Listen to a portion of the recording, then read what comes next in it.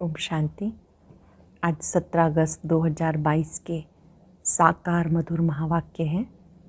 आज की मधुर मुरली में बाबा ने बच्चों को बेहद का समाचार सुनाया है। एक होते हैं हद के समाचार, बाबा ने सुनाया है बेहद का समाचार। बेहद का समाचार सुनते हम स्वदर्शन चक्रधारी बन जाते हैं। बाबा ने बहुत प्यार से याद दिलाया, अब आप सृष्टि चक्र को भी जानते हो, 84 जन्मों को भी जानते हो, मूल वतन को भी जानते हो। बाबा जब आते हैं तो बाबा कहते हैं मुझे याद करो। याद से ही आत्मा पावन बनती है। जैसे ब्रह्मा बाबा संपूर्ण बनते हैं, आप बच्चों को भी संपूर्ण बनना है। ब्रह्मा बाबा शिव बाबा का पहला बच्चा है, क्योंकि उन्हीं से ही ब्राह्मण संप्रदाय रची जाती है। ब्रह्मा मुख वंशावली ब्राह्मण तैयार होते हैं। विष्णु की वंशावली वो तो सतयुग में होती है, इसलिए ब्रह्मा को शिव बाबा का पहला बच्चा कहेंगे। बूढ़ी बूढ़ी माताओं को भी बाबा कहते मुझे याद करो, और बातें याद नहीं रहती तो कोई बात नहीं, एक बाप को प्यार से याद करो। सुनते हैं बाबा के मधुर बोल, बाबा के शब्दों में।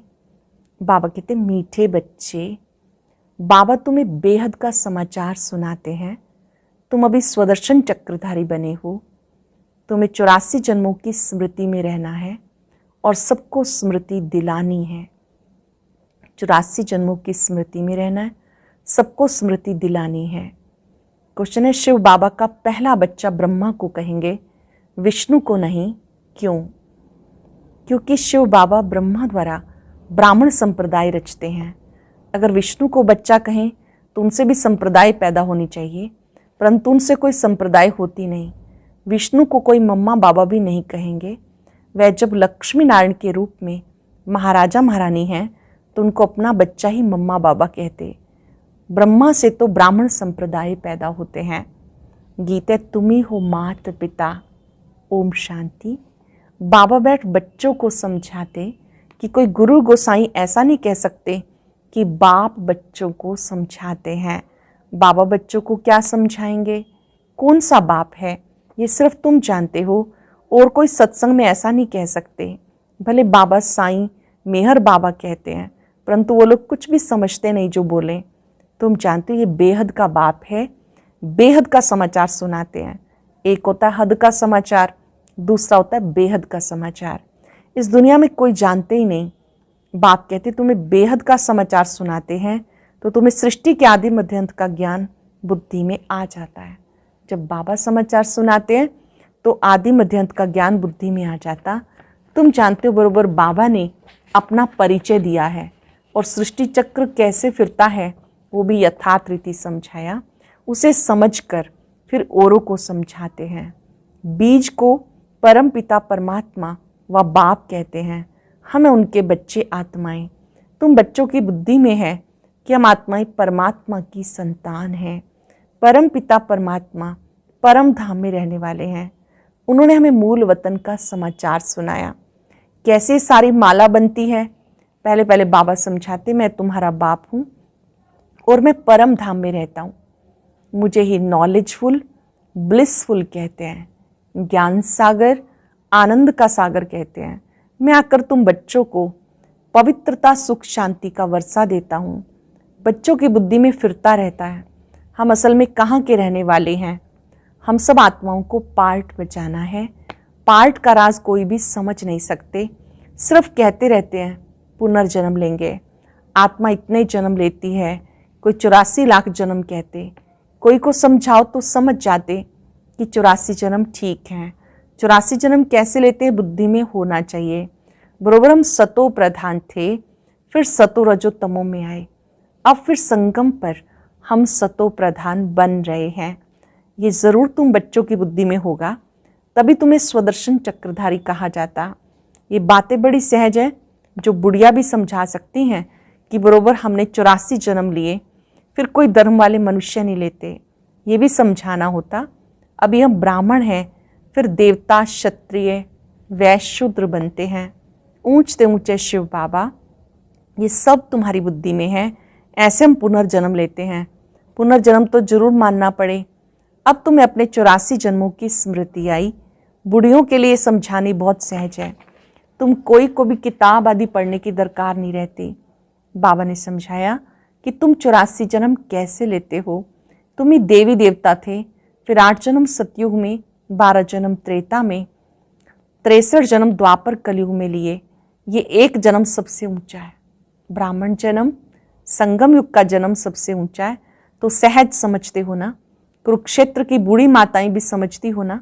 बाबा के सामने बैठी थी बूढ़ी माताएं जो कुरुक्षेत्र से आई थी। तो बाबा ने कहा आप माताएं भी समझती हो ना। कुरुक्षेत्र का नाम मशहूर है, वास्तव में ये सारा कर्म क्षेत्र है। वह कुरुक्षेत्र तो एक गांव है, ये सारा कर्म करने का क्षेत्र है। इसमें भी लड़ाई आदि लगी नहीं। तुम इस सारे कुरुक्षेत्र को जानते हो।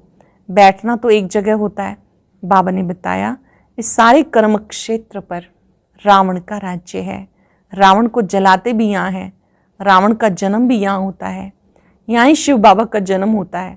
यहाँ ही देवी देवताएं थे, फिर वही पहले पहले वाम मार्ग में जाते हैं। बाबा भी यहाँ भारत में आते हैं। भारत की बड़ी महिमा है।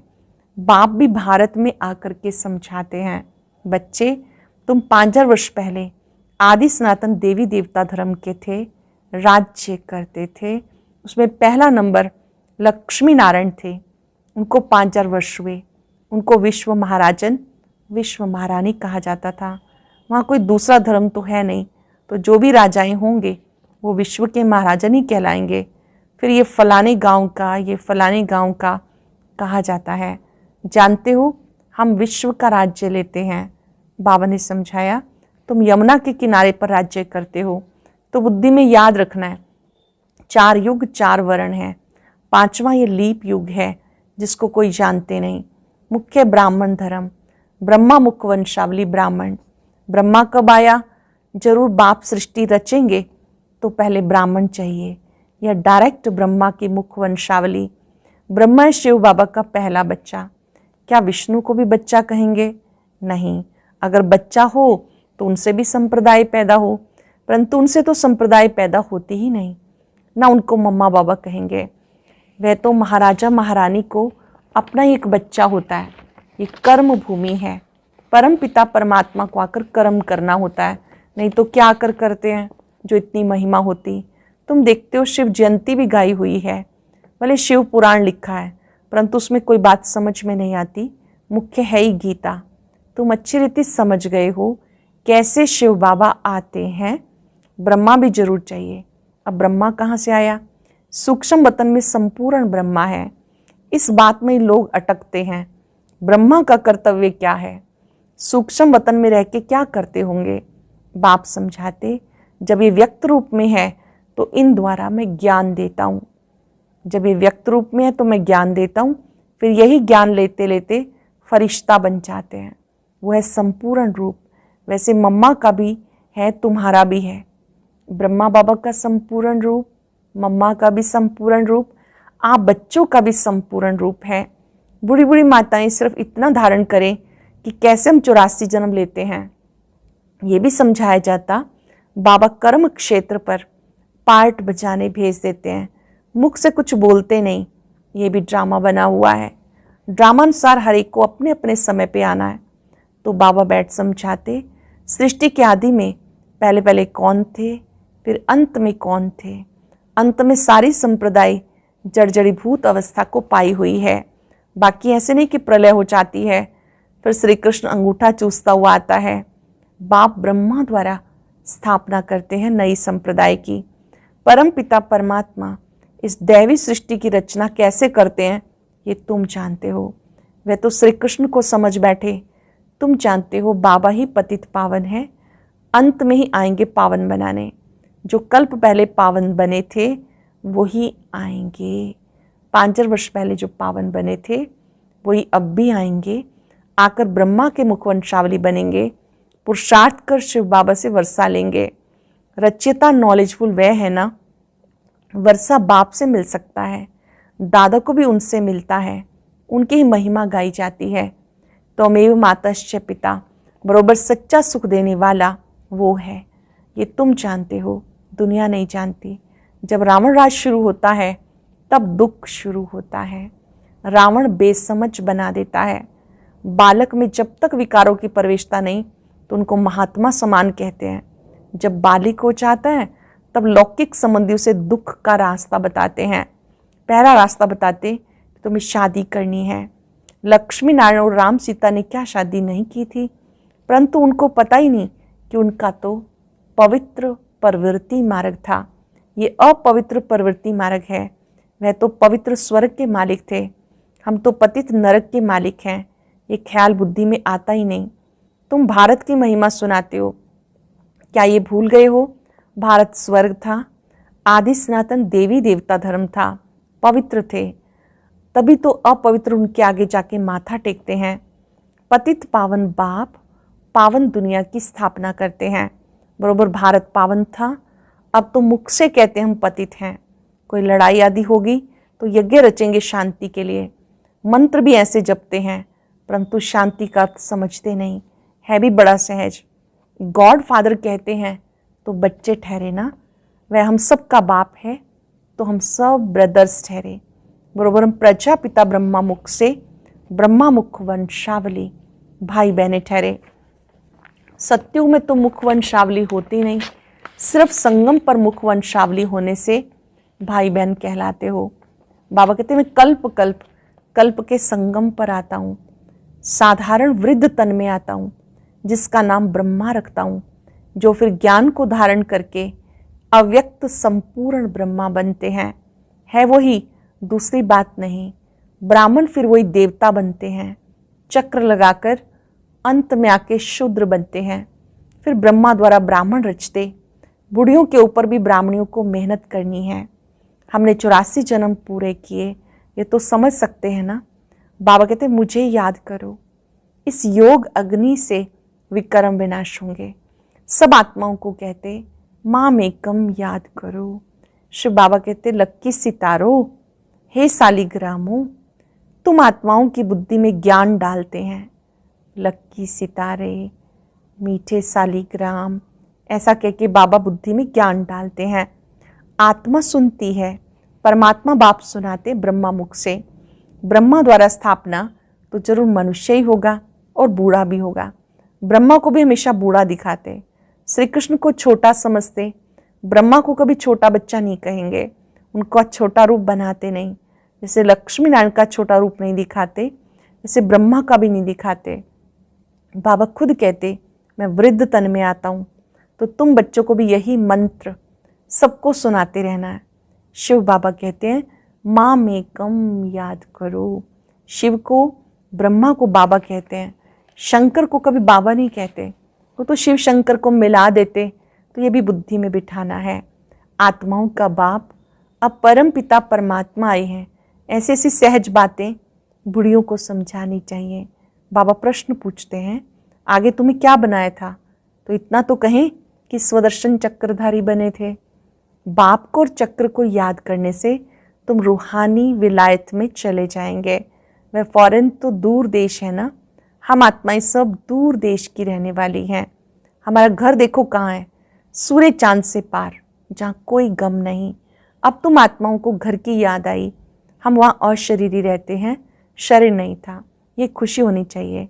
अब हम अपने घर जाते हैं, बाप का घर सो अपना घर।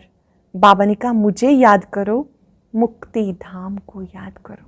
अपना घर मुक्ति धाम, उसे याद करो। साइंस घमंडी तो परमात्मा को बिल्कुल नहीं जानते। बाप को तरस पड़ता, उनके कानों में भी कुछ पड़ता रहे। शिव बाबा को याद करो, देह अभिमान टूट जाए। नर से नारायण बनने की सत्य कथा है।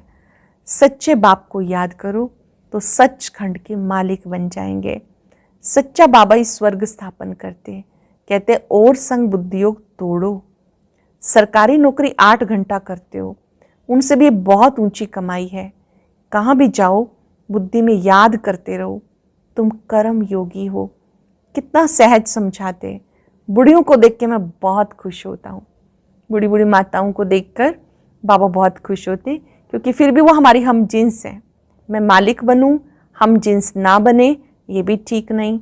बाबा है अविनाशी ज्ञान सर्जन, ज्ञान इंजेक्शन सतगुरु दिया, अज्ञान अंधेर विनाश।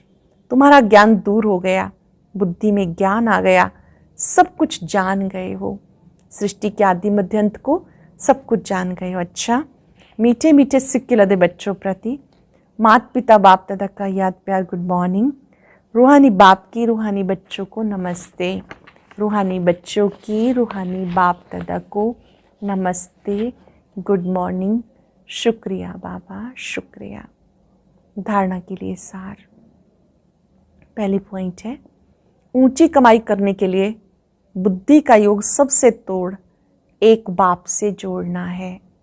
ऊंची कमाई करने के लिए बुद्धि का योग सबसे तोड़ एक बाबा से जोड़ना है। सच्चे बाप को याद कर सचखंड का मालिक बनना है। जैसे ब्रह्मा बाप ज्ञान को धारण कर संपूर्ण बनते हैं, ऐसे बाप समान संपूर्ण बनना है।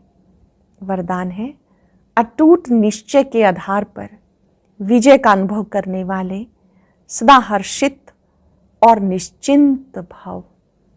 अटूट निश्चय के आधार पर विजय का अनुभव करने वाले सदा हर्षित और निश्चिंत भाव।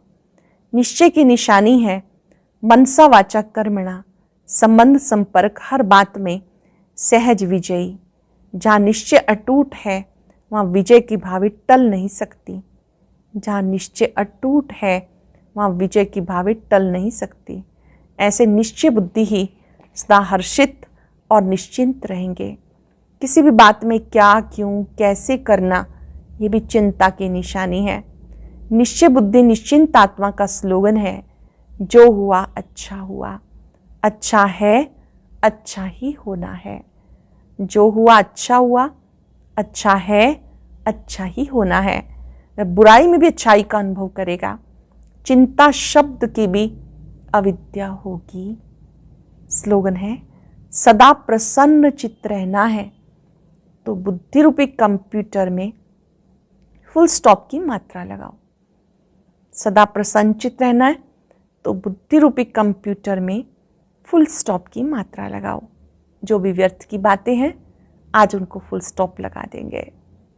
आज इस फुल स्टॉप को लगाने के साथ साथ पूरा दिन हर्षित रहेंगे। मैं निश्चय बुद्धि, सदा विजयी, सदा हर्षित रहने वाली आत्मा हूँ। जो भी बातें मन बुद्धि को परेशान करती हैं, बाबा को समर्पित करते हुए अपने से पूछ लें, मैंने इसमें क्या सीखा। जो बीत गया सो बीत गया। मेरे लिए वर्तमान बहुत ही अच्छा है। जो हो रहा है अच्छा हो रहा है। जो होगा अच्छा होगा। मैंने बुराई में भी अच्छाई को देखना सीखा है। शुक्रिया बाबा, आपने मुझे फुल स्टॉप लगाना सिखाया। आपका शुक्रिया। और अब सुनते हैं आज का अव्यक्त ज्ञान मोती। ये एक बहुत संस्कारितापूर्ण वीडियो है, जरूर देखें, कोई भी मिस ना करे।